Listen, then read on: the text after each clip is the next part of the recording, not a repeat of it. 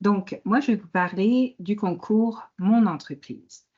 Donc, le concours Mon entreprise, c'est un concours qui est offert en fait par le Centre d'entrepreneuriat de l'USG-UQAM et puis qui se donne à chaque année.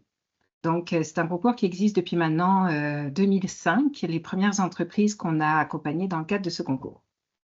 Et puis, donc pour vous expliquer comment ça fonctionne, donc c'est un concours qui, normalement, vous avez plusieurs phases pour accéder à ce concours, en tout cas être des candidats potentiels. La première chose importante, c'est que vous avez jusqu'au 30 novembre, 23h59, donc c'est pas minuit 1 le 1er décembre, vraiment 23h59 pour soumettre votre lettre de présentation.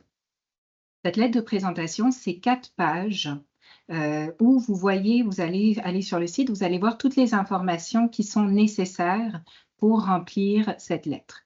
Donc, cette lettre de dépôt de candidature, dedans, vous avez tout. Normalement, il y a la description donc de l'entreprise, le plan d'action. Le plan d'action, en fait, ce qui est important, c'est de bien mettre les différentes étapes réalisées, parce que c'est important aussi de dire tout ce qu'on a fait pour pouvoir être sélectionné, et puis toutes les étapes que logiquement on se voit à venir. La concurrence ou l'inspiration, c'est très bref, c'est un petit peu pour regarder si vous avez étudié votre concurrence un petit peu ou pas du tout. L'impact de votre entreprise, c'est une section qui est importante parce que nous, le concours, on soutient des projets en développement ou en démarrage qui vont avoir un impact sur la société. Donc, n'hésitez pas à vraiment bien étayer c'est quoi l'impact que votre entreprise elle a sur la société. La clientèle cible, c'est un petit peu un état des lieux qu'on demande de qui est-ce que vous visez et pourquoi. L'équipe. Alors, l'équipe, ça aussi, c'est une section très intéressante. Il arrive qu'il y ait des projets que vous alliez commencer en solo. N'hésitez pas à mettre votre équipe idéale. Donc, parce que c'est un peu ça, on évalue aussi votre logique par rapport à, vous savez, le projet que vous voulez monter, mais est-ce que vous avez aussi identifié les différents partenaires ou les différents coéquipiers dont vous avez besoin pour qu'ils se matérialisent?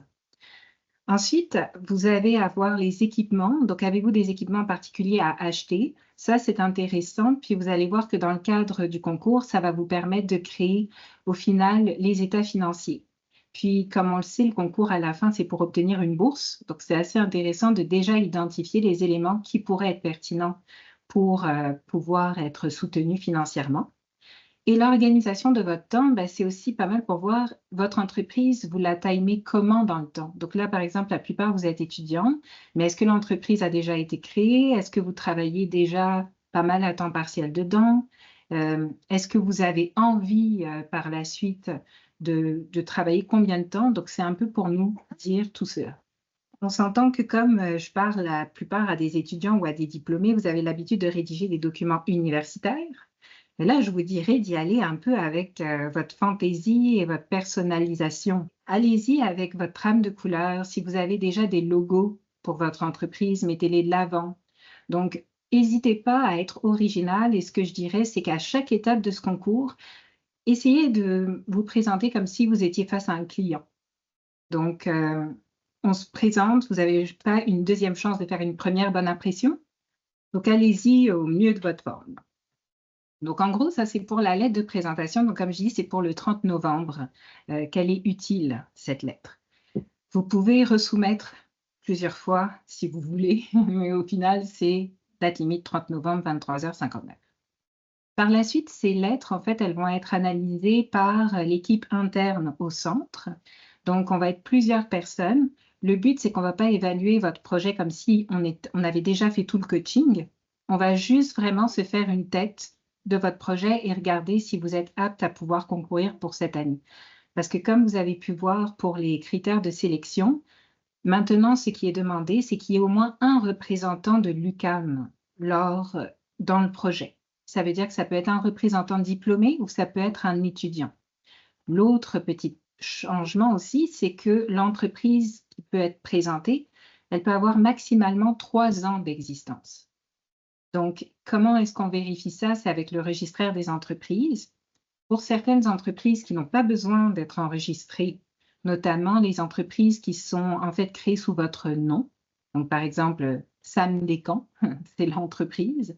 Ben, à ce moment-là, on n'a pas besoin de s'enregistrer normalement auprès du registraire. Par contre, si je me rends compte que Sam Descamps, ça fait quand même plus de 5 ans que son entreprise est en activité, ben, il ne pourra pas être sélectionné. Ensuite, comment ça se passe? Quand vous allez soumettre le 30 novembre, est-ce qu'on peut appliquer si on est un OBNL? Oui.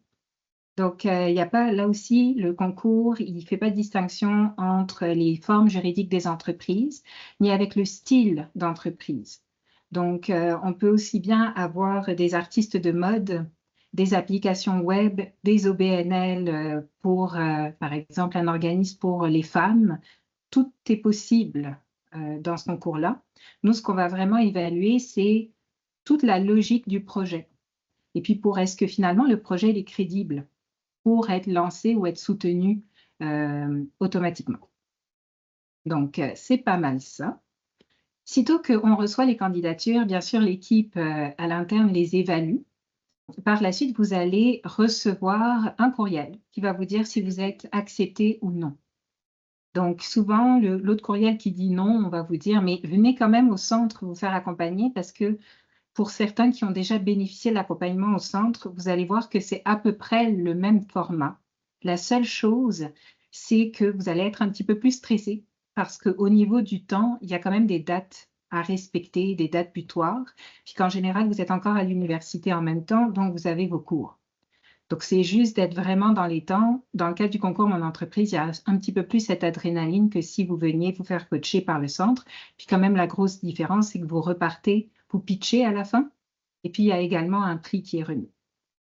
Donc, là, vous allez savoir, courant décembre, les premières semaines de décembre, normalement, avant de partir en vacances, si vous êtes retenu ou pas.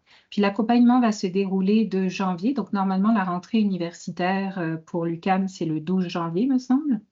Donc, ça va commencer à peu près dans ces eaux-là jusqu'au 26 avril. Donc, le 26 avril, vous allez avoir un pitch. Donc, normalement, quand vous rendez vos plans d'affaires, les documents qu'on va vous demander à la fin de votre accompagnement, ce sera le plan d'affaires qui sera maximalement de 30 pages. Après, vous pouvez mettre des annexes. Mais là aussi, dans les annexes, vous ne vous lâcherez pas lousse. C'est maximum 5 pages, peut-être. Ensuite, vous avez un résumé de projet. Ça ressemble un peu aux 4 pages que je vous ai demandé. Par chance, il sera de 6 pages. C'est vraiment le résumé de votre plan d'affaires et vous aurez le pitch. Dans le cadre également de votre accompagnement pour le concours Mon entreprise, vous aurez une formation liée au pitch, normalement une formation liée aux finances, parce que vous aurez aussi un état financier à compléter à la fin. Et on aura d'autres formations qu'on va pouvoir vous proposer dans le cadre de cet accompagnement. Et vous pitchez. Alors, vous pitchez devant qui? Devant des professionnels en général. Donc, vous avez des entrepreneurs, vous avez des doyens, vous avez des notaires, des comptables, des banquiers.